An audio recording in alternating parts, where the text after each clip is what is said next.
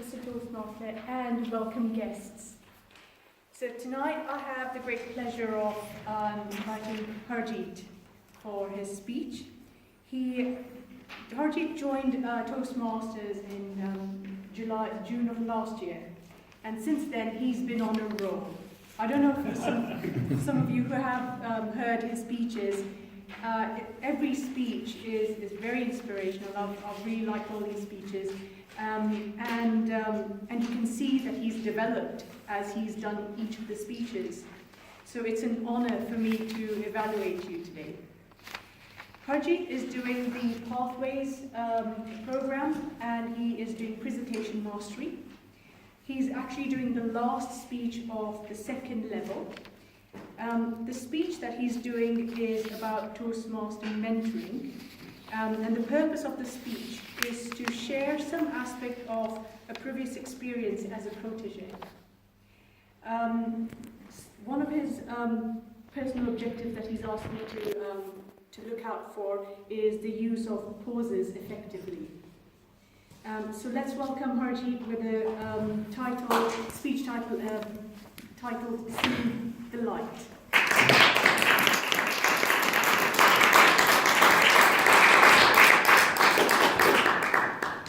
Mr. Toastmaster, fellow Toastmasters, and most welcome guests. Many years ago, I had a dream. Lush green countryside, blue sky above my head, as far as the eye could see.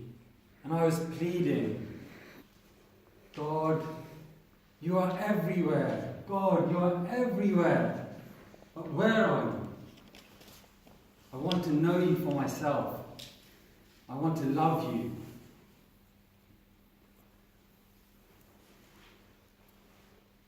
Soon after that, I went and got initiated into the Sikh religion. And today I'm going to talk about how a divine mentor helped me on my journey. The easiest way for me to describe it is to put it into 3 parts and to use this cup as an analogy. So in the first part, we'll talk about being filled with a cup filled with darkness. Second part, emptying out those old thoughts. And the third part, filling with light. So at the beginning, a cup full of darkness. What do I mean by that? So after 6 years in the religion, I had become a mini celebrity in my local temple. Not many young people became religious. I wrote a few books, did children's camps. People knew, in the Sikh community, people knew me all over the world, really. But inside, I knew that I've still got the demons of lust, anger, greed, attachment, pride. And try as I may, I was stuck. I didn't know how to get past that. And as the years went on, I got more and more desperate inside. And I remember praying more and more sincerely. And once I came to a peak. I was in my bedroom, I lived alone at that time. And I was just standing there from the bottom of my heart. I was just saying, dear God, please help me. I need someone to help me. The next day, I went to the Gurdwara extra early. I got there at 5 o'clock. There wasn't many people there. Went to the meditation hall. There was an elderly gentleman sitting at the front, had a white beard, looked very radiant. And I'd never seen this kind of aura on anyone before. But I just took it as a sign, this is the person who's going to help me. And I thought, he's bright, I'm dark. I sat behind him. I thought somehow that will help me. I don't know how this spiritual thing works. When the morning program finished, I rushed to the kitchen area to serve the food, and he came along slowly in his own zone, wherever he was. But then he saw me, and he just looked at me like he was looking through the windows of my eyes into the eyes of the windows of the soul. And then he said with so much love, he said, my dear son, just by putting a dirty cup next to a clean cup, doesn't make it clean. I thought, how did he know what I was thinking? So this is what I meant by a cup full of darkness. My mentor, divine mentor, he understood my problem, where I was. So now I had excitement to go to the Gurdwara every day. Next morning I was there again. And this is the part I'm going to talk about, tipping out the old thoughts. Because think about it, there's a saying that when the student is ready, the master arrives. But what good is it if the student is so stubborn he doesn't listen to the master? So I'll give you an example. The next day he approached again slowly, walking across where I was going to serve the food. He stopped, looked at me deeply.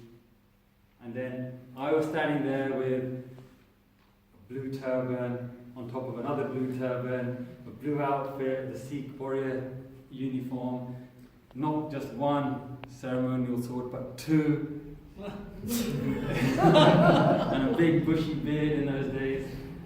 And he said to me, just by looking like a good Sikh, doesn't mean you're something. But as soon as he said that, he was challenging my identity.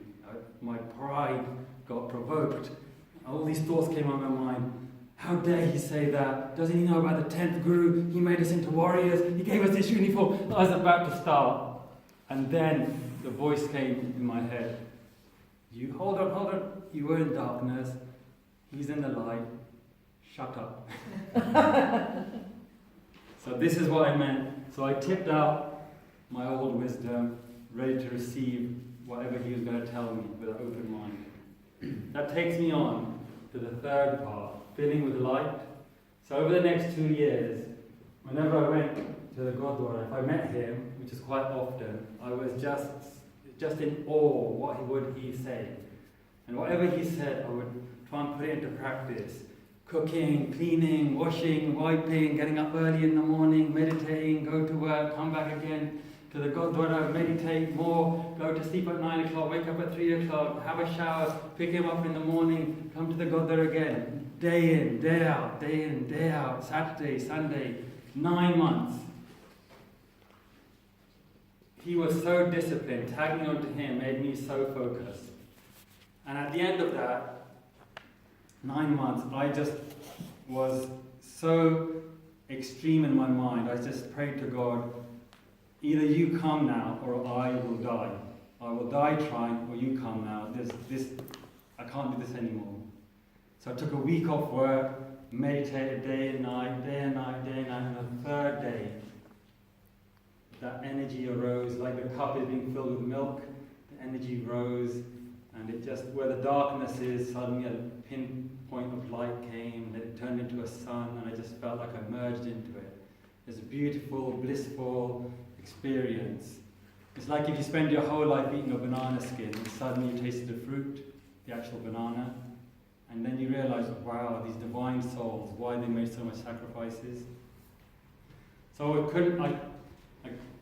looking back, I'm so thankful I met my divine mentor at that time.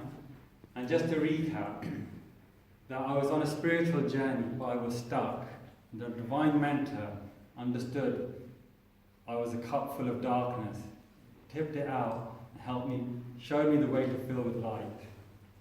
And just to leave with a final thought, so that original dream I had, where is God?